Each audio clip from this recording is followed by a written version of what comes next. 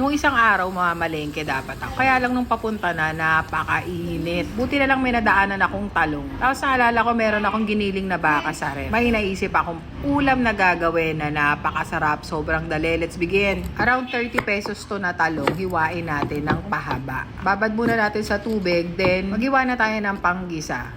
Isang bulb ng garlic, imimince natin. Isang pirasong onion slice natin. Pwede nyo dagdagan niya, depende sa panlasa nyo. At syempre, sa budget.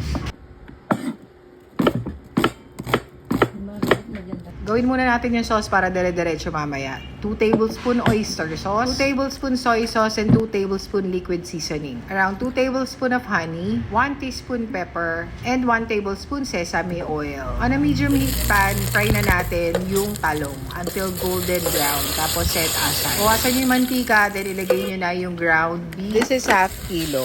I-brown muna natin. Tapos pag nag-render na ng oil, gisa na natin yung bawang until brown and the sibuyas. You may season with salt. Konti lang kasi maglalagay rin naman tayo ng sauce. Ito na yung ginawa nating sauce kanina. Mix and allow to simmer. Pag naikalat mo na yung sauce at maluluto na, ilagay mo na yung talong. Very slowly para hindi masyadong madurog yung talong. Pag nahalo mo ng mabuti, okay na yan. Pag kulang sa alat, just add salt. And you are done. Anong pangalan nitong dish na to? Pangalanan nyo nga.